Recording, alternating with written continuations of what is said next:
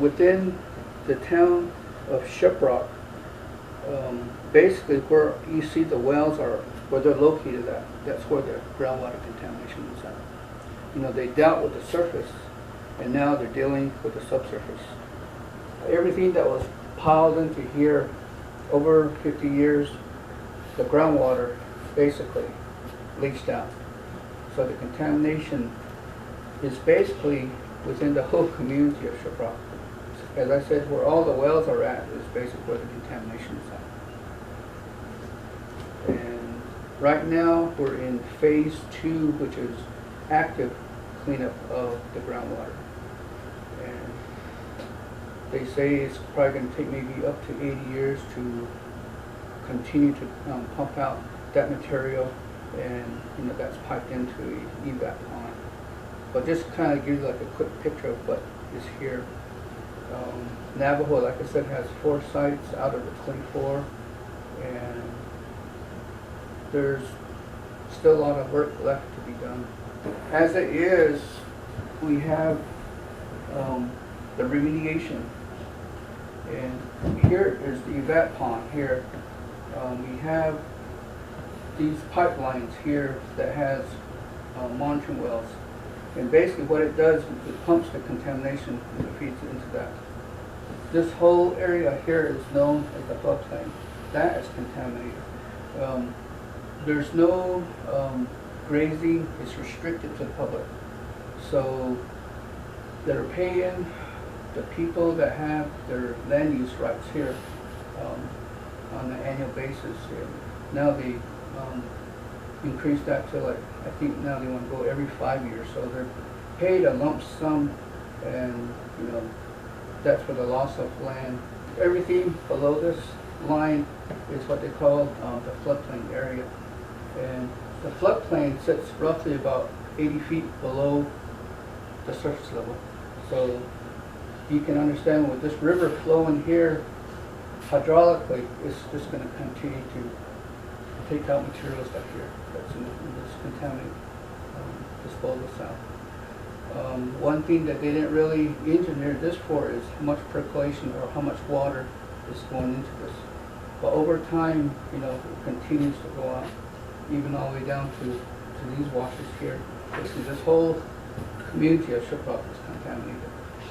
And like I said, it's going to be about 80 years to they clean it up. We have wells all in the floodplain area that's piped in to the evap pond.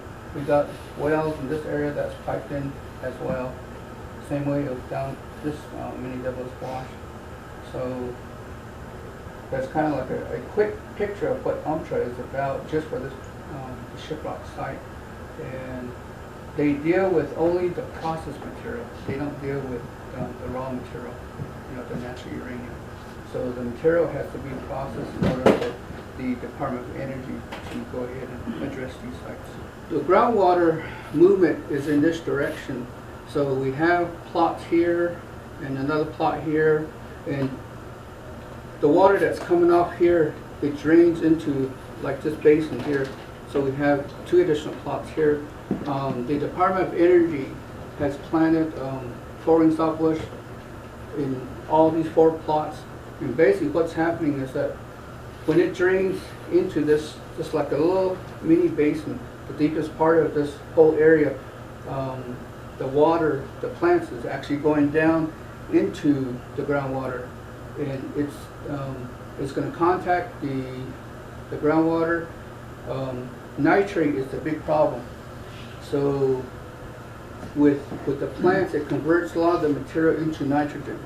Once the plants or the roots gets down into the water level, then that brings up the contaminated material. So the plots are fenced in, so there's no access by the public or by animals. So that's one way that they're looking at trying to, you know, clean up this area. The 2 plots that are here, the plume is actually moving in this direction as well. So what they want to do is kind of like cut it off. They have right here trench 1, and they have another one here, trench 2. Because you know the because of this river pulling that contaminated material, they're implementing these variety of using what they call phytoremediation, using plants to clean up the groundwater, and just regular technology, putting in a sump here, putting a sump here, and basically the water that's moving in that direction is collected here and it's fed back into the evap pond. There's no actual treatment of the water. It's just extracted and through solar it's evaporated. The contaminated water is pumped into that little pond there and just evaporated. Right. That's the what they prefer to have the area cleaned up with. It's just rather than having an actual big plant here, you know, like an ion exchange or distillation unit, you're just letting it evaporate naturally. So is there any residual contamination? They've studied that, and there is stuff in the water, but the majority of them is settling at the bottom. Once this cleanup is all done and the pond exceeds its life expectancy, that is taken up and that's hauled away, and they'll put in another one. But the way they've engineered, this is an 11-acre pond where it's roughly 40% filled. I mean, you're going to have to be pumping like crazy to get this guy filled up. But with the number of wells that they have on here, there's not, because the groundwater is so fractured, it'll be pumping for a short time. It'll pump for maybe 3-4 months, then it'll go dry. Then, you know, with all the wells that they put in Shiprock, you know, a lot of the times they'll just operate just for maybe 6 months as the most. Then they gotta find the water again. So it's like a hit and miss type approach to it. You know, the community of Shiprock, their water is piped in from Farmington, so that's where they get all their public water. There is areas within the floodplain where there are exceedance in uranium. So, you know, it's been known historically that the groundwater that's moving towards the river, you know, it's basically extracting out, and as you go on down, you know, the levels dilute, but you still pick up stuff in the soil.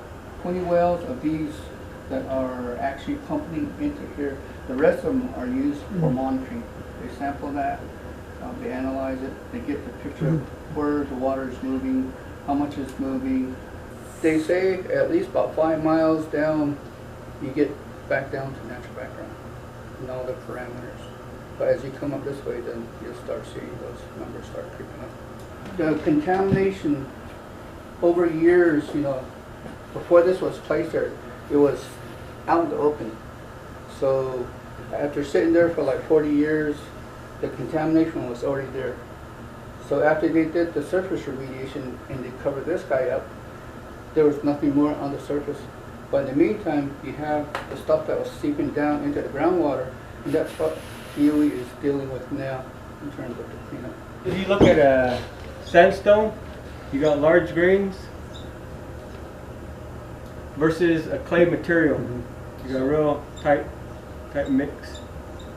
Your clay, this whole terrace is a Mancus shale, so you got a real tight mix. If you were looking at sandstone, you have larger void areas, so it moves along a lot easier. Whereas in here, you got just your surface area of the clay materials and how close they are. Things don't move in here very quick. So Levon mentioned that this whole area was your mill area. So everything basically was slowly seeping in. So now that they have moved all these piles and structures that are up here, you still have this stuff just sitting under here. And now your groundwater flowing to the terrace here, whereas your rivers here, you don't have that quick movement. That's why the Shiprock area is hard to address that groundwater issue. Out of 100 gallons that they're dealing with in terms of cleanup, they put back in about 90% clean water back into the groundwater.